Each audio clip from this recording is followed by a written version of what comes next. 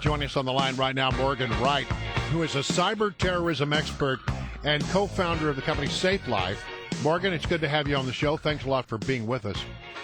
You bet. Thank you, guys. Well, listen, I wanted to have you on today. We both wanted to ask you some questions because we see the President of the United States. He's over in China. He's glad-handing with the President of China. He's posing for pictures, and everything is just lovely. Have a big announcement about climate change yesterday. And yet, I don't think many people know or are aware of the depths to which the Chinese Red Army is trying to cyber hack everything in America. I mean, we just had a story the other day about they're apparently trying to cyber hack into the U.S. Postal Service computer networks. Tell us a little bit about what the Chinese are up to and how pervasive their cyber attack plan and process is. Well, hey, Brian, thanks for having me on. And I ran into Larry in the green room yesterday, which is how we got this whole thing started, so down at Fox. So the Chinese, for a long time, actually since the Internet was started realizing their need to control it, their need to use it. And actually, a couple years ago, I was on with Bill Hemmer on Fox News. We talked about the F-35 Joint Strike Fighter intrusion, the intrusions into Los Alamos Labs. And even years ago, I was saying the fingerprints are the Chinese. They're all over this. They have not only geopolitical goals, but they have espionage goals and technology goals. And so you've got President Obama now over in China. And what do they roll out? They roll out the J-31 fighter, stolen based off the plans of our F-35 Joint Strike Fighter. So this is a very much in your face, we're not going to do anything about it. And if people think that indicting 5 members of the People's Liberation Army and Unit 61938, the unit that is actually responsible for doing this, is going to solve a problem, we're actually quite sadly mistaken.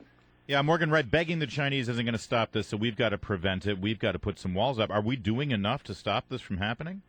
No. We're not, and it's not from lack of effort. You know, let's take the Great Wall of China, and actually there's a phrase they call the Great Firewall of China. It's called the Golden Shield Project. This is how China secures their internet. The reason they can do it is that they're not a free and open country. So everything that goes in and out of China is regulated, it's monitored, it's inspected. Every packet of data, you send a tweet, it's inspected. You go to Facebook, it's inspected. We're a free and open country. You know, we have a lot of information flowing back and forth, and because of that, we have people working in the defense industrial base. We have people working in our government, and sometimes espionage happens. Sometimes people are compromised. I live 8 miles from Dulles Airport. On a regular basis, we get reports of somebody being arrested at Dulles, getting ready to leave the country. So back to your point, Larry, we need to do more education of the people, the users. The users are the first line of defense, but we've got to spend more money coming up to speed and realizing cyber warfare, cyber espionage, cyber terrorism is not going to go away. It's going to get worse, and if we get too far behind the curve, we'll never catch up. Well, I mean, look, I think that they're probably over at the NSA as a whole room full of people who are pretty good at this kind of stuff. So what is different about the way we handle that issue as compared to the way the Chinese operate? You know, there was the head of the French intelligence famously said one time, everybody spies on everybody. So that's a given. We all spy on each other. However, what we do from a United States point of view is our type of spying is meant for our national security interests, to obviously provide advantage, intelligent preparation of the battlefield. We do not commit the same types of espionage that the Russians and the Chinese do to gain economic advantage, to go into companies and steal their trade secrets, things like that. So we are at a disadvantage because there's actually was a special on last night and tonight with the sniper from SEAL Team 6 who shot and killed bin Laden, and what he said was, we could do this, but we don't because we're the good guys. And that's our problem in cyberspace, Brian. We're the good guys, and so we tend to pull back and not hit as hard as what we're capable of. No doubt NSA is capable of it. We just hold our punches because at the end of the day, we are the good guys. Let me ask you this. We just got the report earlier this week that the U.S. Postal Service was the victim of a hack. And on the face of it, first of all, it's unnerving to think that the U.S. Postal Service is being hacked, but you don't see the U.S. Postal Service necessarily as a prime target. When you, as an expert at this sort of thing, when you see that, are you seeing this as a trial run, or is this in some way a backdoor gateway to other government systems? What's up with that? The Chinese have a philosophy. It's called 1,000 grains of sand. One piece in and of itself doesn't mean a whole lot, but if you collect enough, then it starts becoming a mosaic and a picture starts coming out of this. They collect tons and tons of information, not for its immediate value, but what it might provide them in the future. And what they're looking for are information on people, We never know. The Postal Service is involved. The postal inspectors are involved in a lot of law enforcement investigations with mail covers.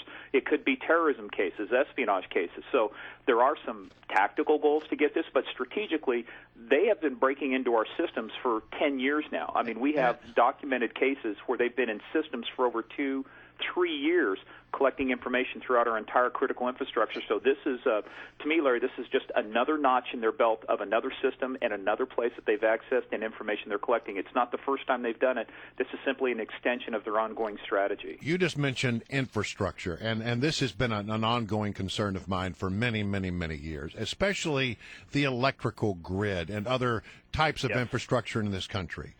Is our electrical grid safer today than it was? And are we still vulnerable to have somebody in an act of aggression to just wipe out our grid?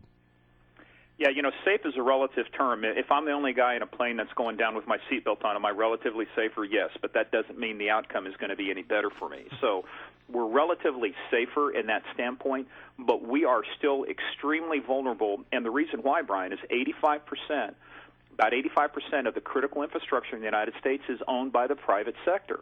The government really can't control a lot of things, and that's what they have to do is enable cooperation and collaboration. And I will give kudos to DHS. They've done a great job recently of outreach, of getting people involved, about sharing information. So this threat to the power grid, this black energy that was discovered in Europe and now that we have found in our energy grid here, which, by the way, courtesy of the Russians, that was done because we've gotten better at sharing information. Actually, one of the best tools we can do to prevent these types of attacks is do a better job of sharing information quickly and more targeted information to the critical infrastructure sectors that are affected. Our guest is Morgan Wright. He's a cyber terrorism expert. And by the way, he used to head up the Office for Public Safety and Homeland Security for Cisco. So, I mean, he knows what he's talking about here. And I just want to summarize what you started out with here, which is basically, are you telling us that we sort of have to choose between enjoying the free and open access to the Internet that we Americans rely on and count on and expect because of our First Amendment and our open society? We have to sort of balance that with the inherent dangers of a cyber hack possibility? Is it one or the other for us? Yeah, actually, to use another Chinese saying, they say when you open a window to let in fresh air, you also let in a few flies. So, yeah, we are a free and open society, and with that comes the challenges. The net neutrality issue is a prime example of this, is that the people who are for net neutrality want to keep the Internet free and keep it open. All bytes are created equal, so they want that free and open. Other people want to say, well, we should be able to regulate it or do certain things. That's a huge debate as far as the United States is concerned, from a First Amendment, a free and open issue. And you're right, and Larry, you're absolutely right. As long as we remain an open society, we will have to we will have to be better at defense. We got to get better on offense, but we got to be much better at defense against these folks who don't have the same rules, who aren't playing the same game. We're boxed in because we try and play inside the box. We're competing against people who are thinking asymmetrically and thinking outside the box and don't really care what our rules are. Right. We are at a disadvantage, but again, I think we have the wherewithal and the knowledge to do a much better job at defense, and at the same time, I'm sure they'll build some more offensive tools to protect us. Cyber terrorism expert Morgan Wright, thank you so much for joining us. You bet, Brian and Larry. Thanks, guys.